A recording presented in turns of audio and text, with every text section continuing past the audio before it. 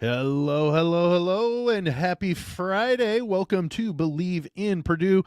I am Sam Springer. No Grant Flora today. He has some prior engagements. It's keeping him from being here today, but that is not keeping our guest rotation coming through. Today we are blessed to have GameDay Gabi. Wow. Gabi, thanks so much for coming in. Yeah, no problem. It's been fun. It'll be fun. I haven't got to do a podcast in football, I think. Oh wow, and Yeah. that wasn't probably too fun either. So, yeah. So let's jump into Purdue as what you have seen from the guys from start to up to today that gives you the feeling that that Purdue's they're going to be okay. It's been kind of weird because when we first start, when we lost Edie, it was kind of like, okay, I know Purdue was never going to be, we weren't going to be bottom, but like, Right. this is going to be rough. And it wasn't even really his scoring. It was his rebounding and defense. That was like, and then Jacobson went out. And so back in December, I think I was like, I hope we get a 4 seed. Like that's kind of what I was okay. And I was okay with that because, Right. it was Edie and it was kind of next year. And then Painter is Painter, and this Big Ten season, just the defense, I think, them gelling, first starting, like everything kind of starting to click. I'm like more than impressed, and I think that's why you get online and people like after a loss, they're like jumping off buildings, and I'm kind of like, I don't know, I'm expecting some losses, I guess that. It's been a fun season to watch this team. You've really seen them grow. Like last year, you knew what was expected. You knew Edie was getting 25 and 10 or 15. You knew Braden Smith, you knew Lawyer. But this one's like you're really seeing the team come together, I guess. And I don't know. It's been a fun ride, I think. And even if we get a 2 seed, 3 seed, I think after losing Edie and then Jacobson, I don't know. I'm happy as a fan, I guess. I think that was the biggest thing that I've taken from this is it took them a while to find their identity this year. I mean, and rightfully so for a two-time national player of the year to have him not be there anymore. You do have to find that identity. But can you talk about what you think on the value of Caleb First? And the fact that he's been able to step into the starting role here recently and really kind of jumpstart what the Boilers are doing. I think you're right. Identity was like a huge thing. And I hate to say it because this isn't normally Purdue, but we were soft. Like we weren't the tough team. And I know we lost Edie, but like Gillis was a lot of that. And even Jones, he was very scrappy. And so we were kind of missing that. But Braden's like that.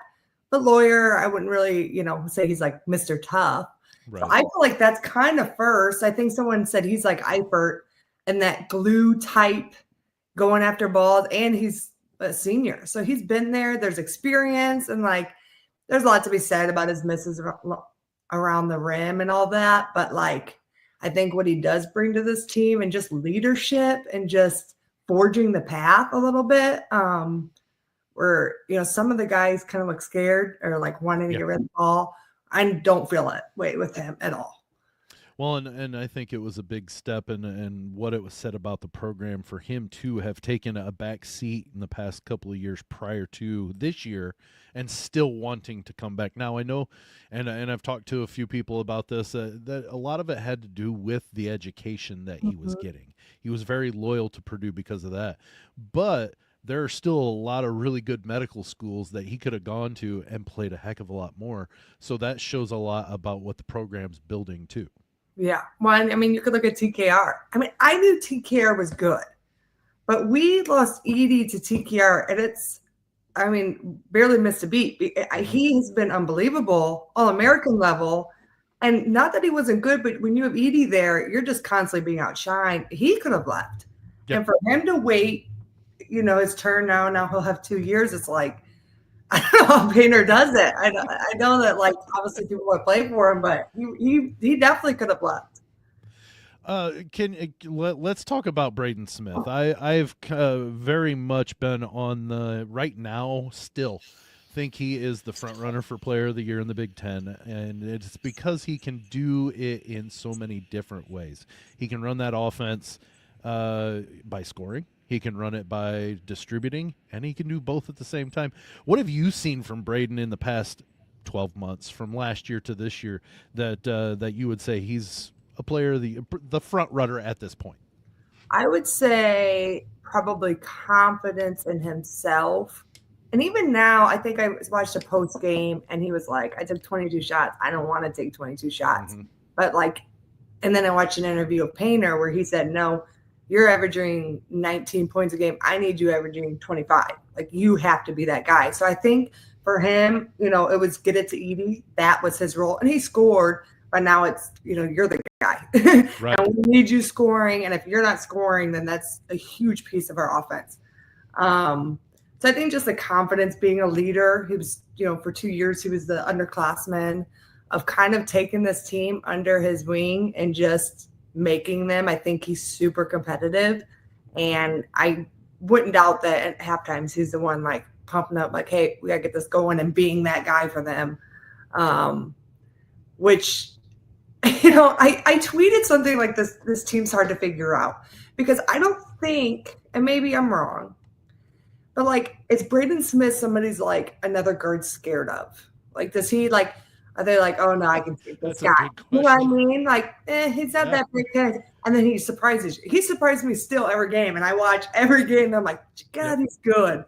And I feel like that way kind of about this Purdue team, where I feel like they're talked about, and maybe it's Purdue fatigue, but like, is anybody like in the tourney, are they like, oh, we don't want to see Purdue? You know, I don't know that it has that, which I'm fine with. Like, I'll be the underdog, no target, but so I kind of got off topic there. No, but you're fine. I think that's just his whole demeanor. It's just how he commands the court, and he runs everything. I mean, everything's through Braden.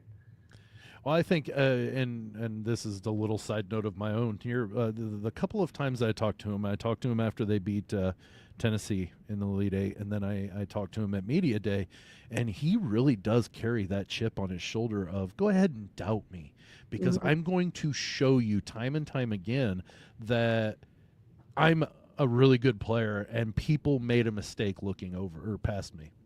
Yeah. Oh, and what's so funny is Purdue doesn't really have that type of guy a lot. Like, we had Edie, but he was so like he didn't have that chip. Like, he was just, there's not a lot of emotion. Braden, he gets chippy on Twitter. Like, he will kind of chirp back at people. And like, if he wasn't on my team, I'd be like, oh, I don't like this guy. But he's on my team, so I'm like, yep. Yeah, I'm glad we got like a little swag here. I'm a Cubs fan, and I said the same thing about Javi Baez when he was on the Cubs.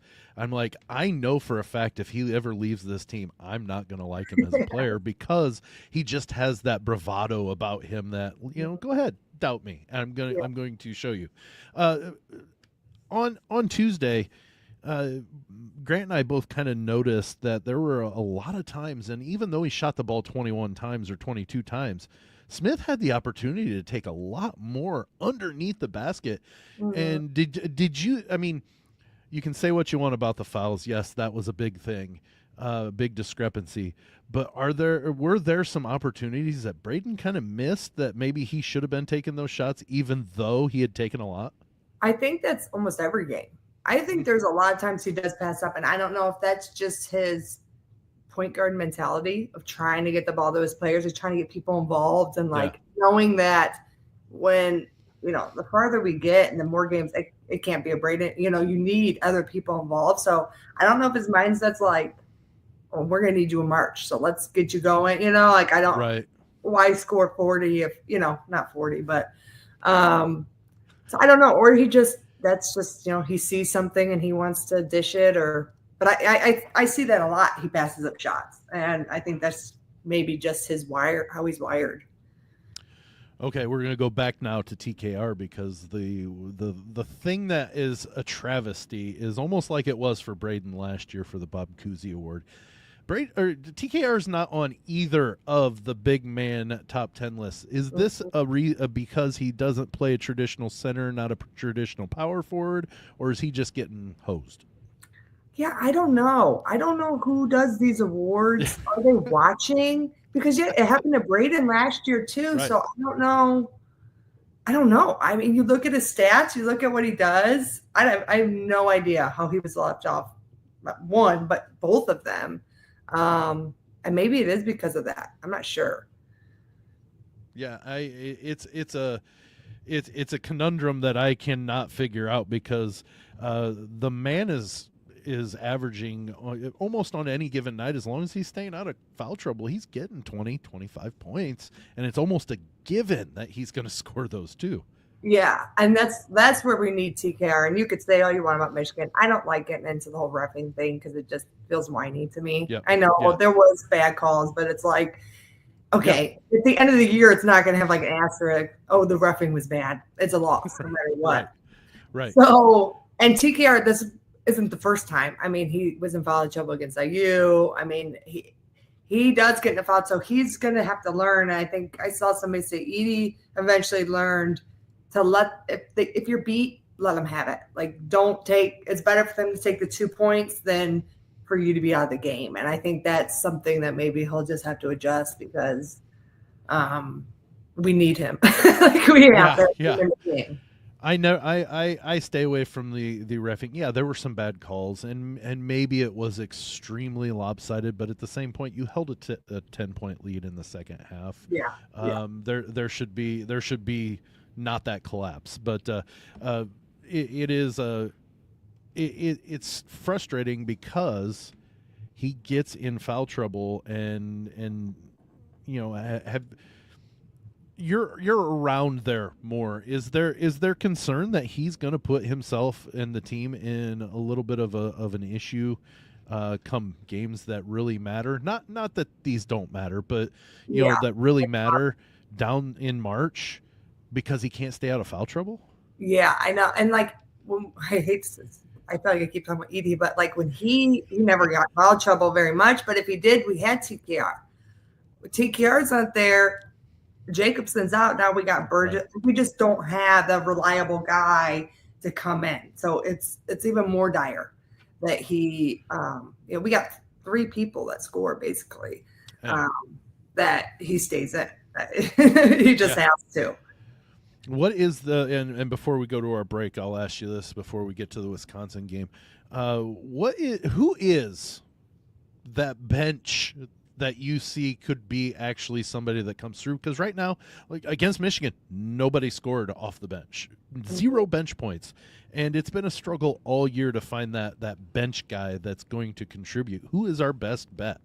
Well, I wouldn't be surprised to see Colvin start to hit some shots. I know just his family, his dad, his sister. I know he's not lazy. It's not like he's not putting in the work. For him, I think it's confidence. I wouldn't be surprised to see him go off one game and be like, "Where's this guy been?"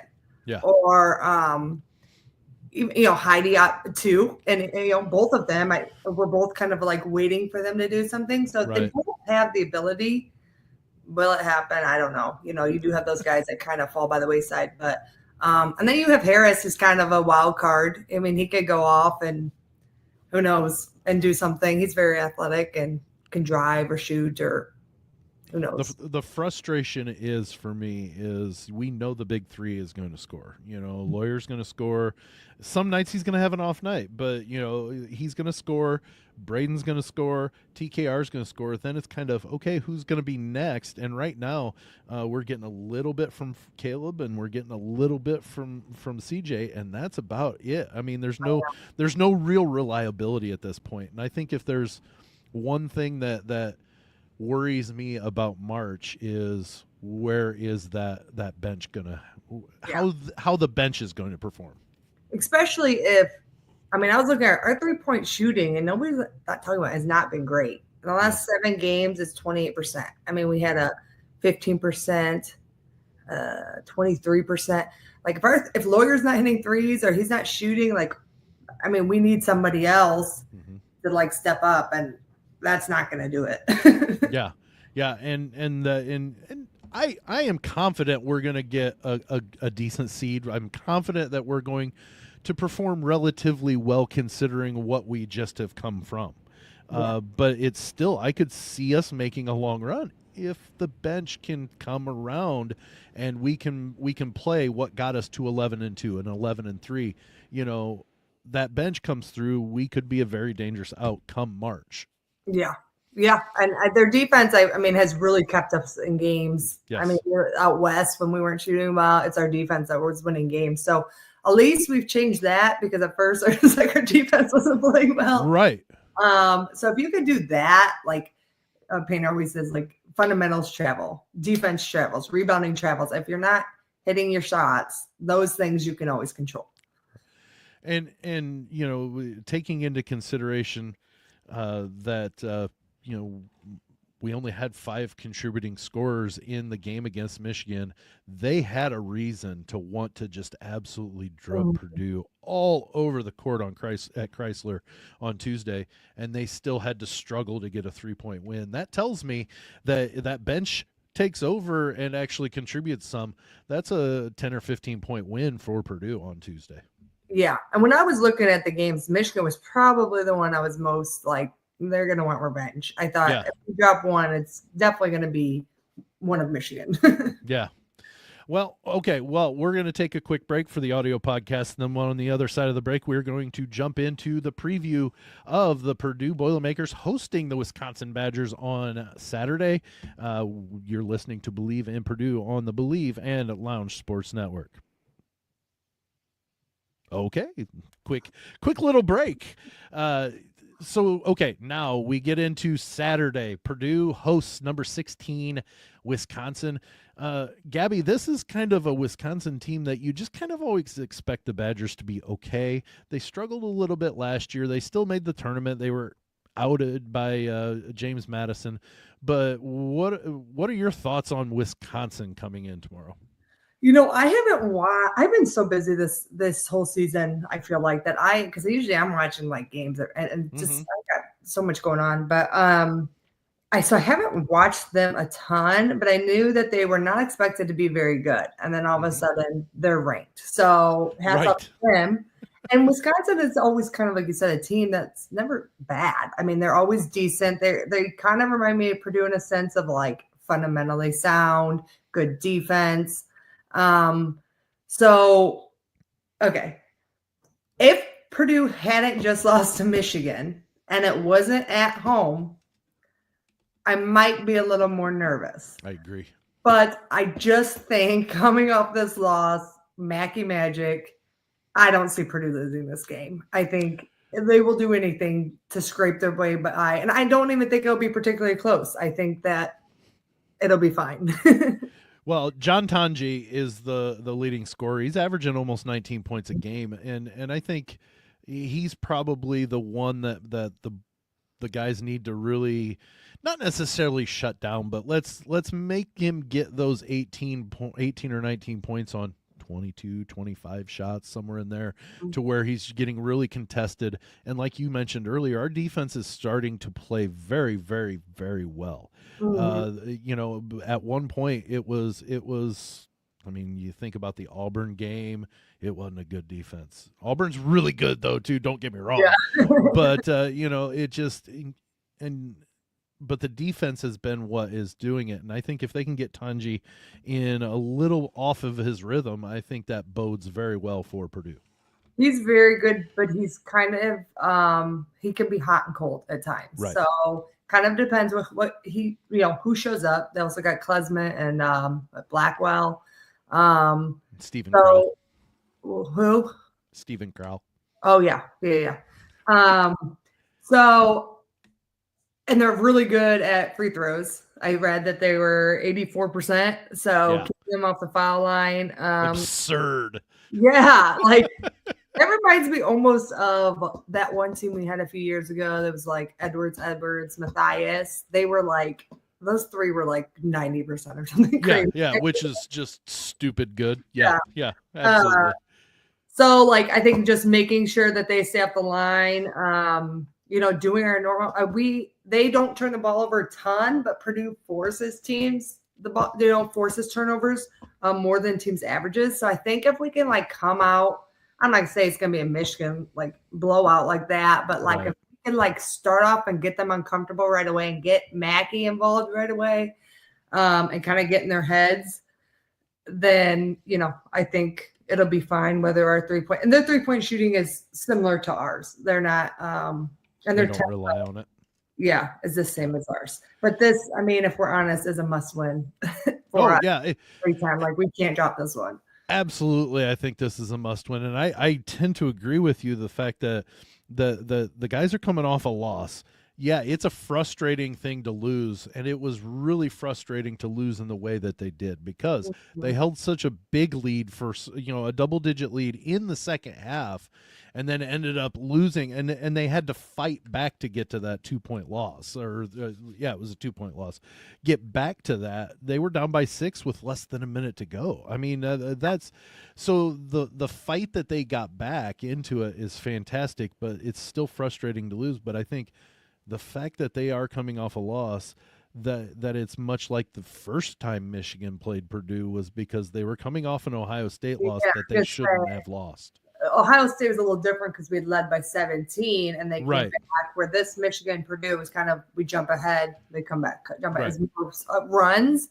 But still, when you're right there and you lose, and of course that one was at Mackey, but yeah, I just think this will be the guys know that it's a must win at this point. So, I mean, I don't think they're a team, some teams lose and they don't respond well. Like, it'll kind of bring them down. They obviously don't seem to be that type of team. I think that loss almost motivates them. Yeah, well, we all can't be like the team in Bloomington and let it let it get on our nerves all the time. Yeah, I think it ticks them off. I really do think it makes them mad in a good way because they're like, I'll be darned if we're going to let this happen a second time in a row, and we're not going to lose twice at Mackey Arena. Yeah, that's everyone brings up the Penn State loss, but that one we just got our butts kicked. Like that was over before it started. The Ohio State loss, though, that if we don't win the Big Ten that's the one that's gonna haunt me. Yeah, exactly. That's gonna be the haunting one if we end up losing by a game. Yeah. Is we had that game, 17-point lead, and we couldn't finish the deal against not taking anything against Ohio State, but a lower half team or a middle tier team.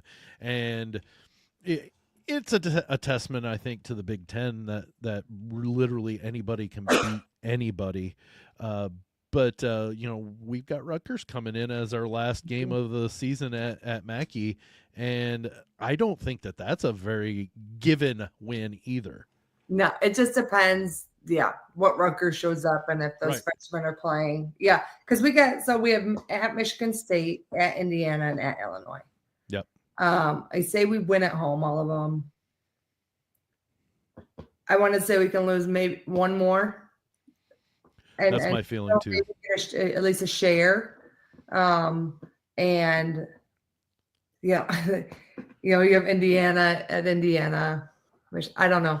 It's never a given that you win there. No, never, ever. Not at all. And they're talented. That's what's probably frustrating for Indiana. I mean, they provide some very difficult matchups for our guys. They really do. So if First and TKR get in any sort of foul trouble, that all of a sudden flips the script, and we're in a little bit of a matchup trouble then.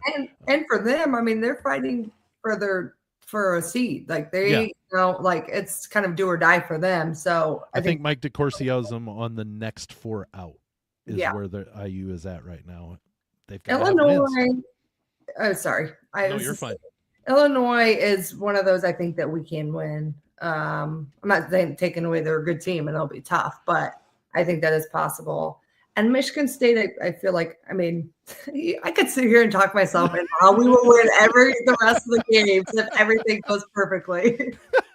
Well, and that's the Grant and I were talking about that the other day. Is I can look at these and make a case that Purdue goes 6-0 the rest of the way. Yeah, but legitimately and logically. 4-2, I think, And you said one more. I think 5 is going to be the Big Ten champion. I really do, because Michigan and Michigan State play each other twice.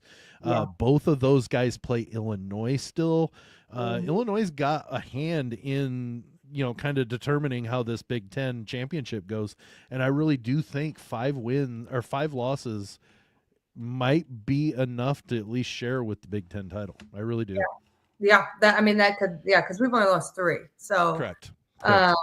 And Michigan State beat Illinois at home, so they'll Right. be. I bet, that'll be a bloodbath. And I am not at all happy that I've got to say I wasn't disappointed in the games at Breslin Center on Tuesday night either. Oh, I know.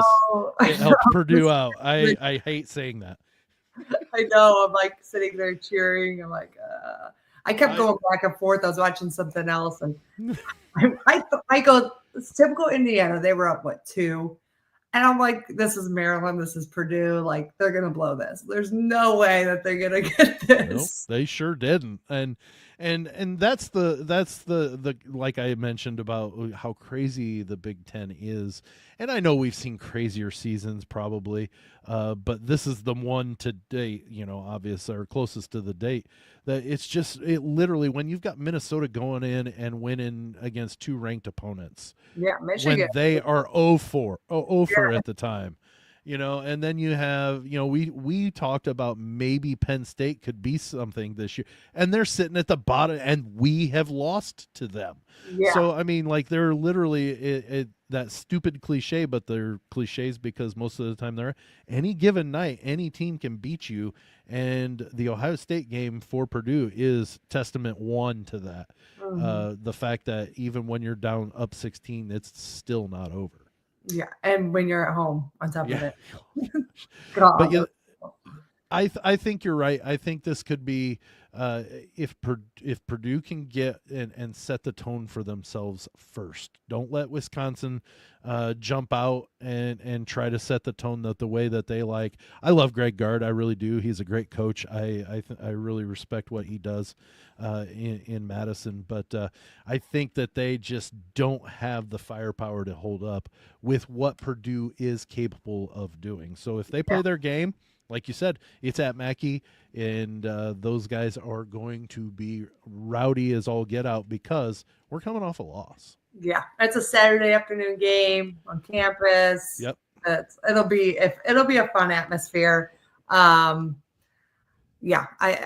wish I was going. Are you going to it? No, I'm not. I can't make it to it. So I wanted to, but I'm still hoping to get to either Rutgers or UCLA. So that's my hope, anyways. Yeah. So, well, Gabby, thanks so much. This brings us to the end of today's Believe in Purdue. Let people know where they can find you and see your musings about the Boilers.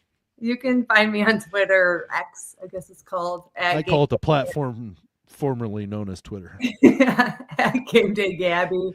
I tweet about Purdue mainly, but college basketball in general. I'm kind of a junkie at this point. Say, I did see you make a tweet about or post or whatever they're called now, about the fact that you couldn't believe you were happy that IU was winning the game. Well, and I hate to admit it, I'm like kind of becoming a Brad Underwood fan. I hated Brad Underwood, and I'm like, I kind of like hard-nosed coaches a little bit. I love to know. And I don't know. That's all I'm like, oh, what's happening? Yeah, it's almost sacrilege that we're talking about. Yeah, I kind of like him because you're right. He's a very personable person too. When you're in person. Now, when he gets on the court, he can be mean as all get out. But that's what you want in a coach, right? Yeah. Yeah. Well, Gabby, thanks so much for joining us, and thank you for joining us this Friday on Believe in Purdue. We'll see you on Monday, and we'll talk about Wisconsin and preview that game in East Lansing. See you Monday. Where they're at.